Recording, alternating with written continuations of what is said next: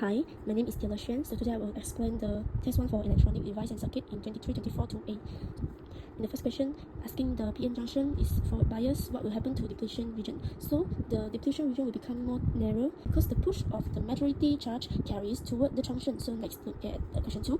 Asked for one application of Zener diode and one application of regular diode. So Zener diode can use for voltage regulation because it can maintain the stable output voltage even if the input voltage fluctuates. So the regular diode is typically used for rectification, which is like the bigger, like convert alternating current into direct current by allowing current to flow in one direction only. V bias is 10, is 0 and -5. What will the diode and light bulb happen? So we look at the first situation is the V bias is 10. So when the V bias is 10, it is larger than the diode voltage, which is 0.7. So the diode is on and the light bulb is on also because the current can flow. But when the V bias is 0, so the diode and light bulb is off because the V bias is not enough to exceed the diode voltage and no current flow. So when -5 voltage, also same situation because it didn't surpass the 0.7 volt for diode and also no current flow.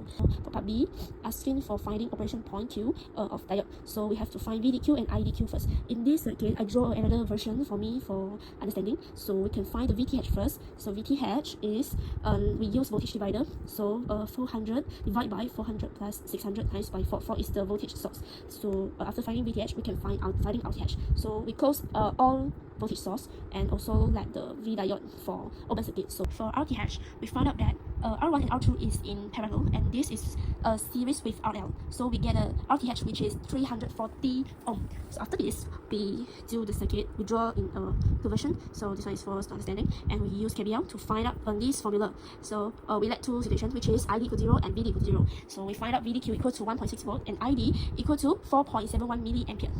Next, we move to finding the operation of point.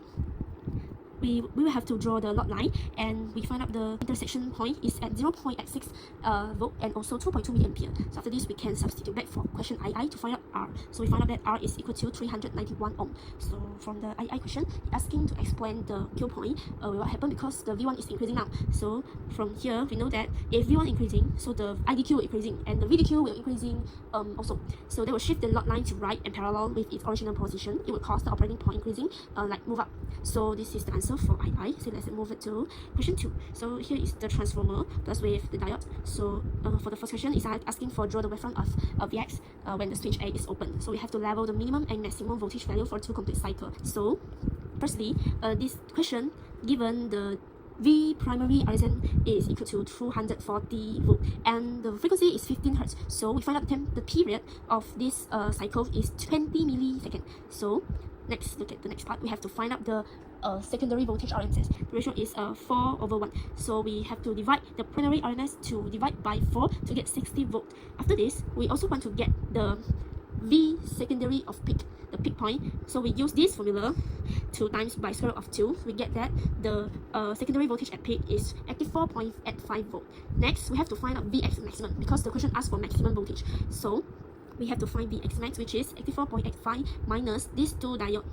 Because we have 2 VD, so we have to times by 2, which is 1.4 volt, and we got the Vx maximum is 83.45 volt. And also we need to have the minimum. The question also asks for, so the minimum is equal to 75.1 because we find out the VR peak to peak, which is equal to this formula, and we substitute all the data the question given. So we get VR peak to peak is 8.35 volt. So next we move to the graph. So the wavefront is like this.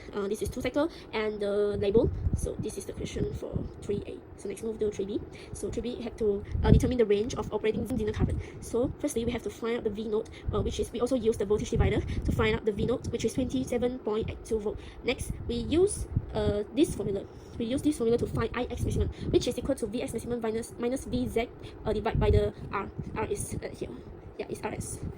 2k ohm. So we get that Ix maximum is equal to 31.7 milliampere. After that, we have to use this formula to find Iz maximum because this is the question asked for, and we left one data which is IL, so we have to find IL, which is equal to Vz divided by RL. So we got that IL equal to 20 milliampere. So after this, we calculate it, we get the Ix maximum, which is 11.7 milliampere. And so now the question is asked for RL remove. So when RL remove, it acts like an open circuit drawing 0 meter ampere. So now all the current flowing to RS is forced entirely into Zener diode, and the peak voltage, the Zener current equal to the full source current, Iz equal to 31.7, like we calculate here. Then because the 31.7 meter ampere exceeds the diode's maximum data sheet of 30 milli, it will overheat. So the diode will overheat and permanently destroy. So that's all from me. Thank you.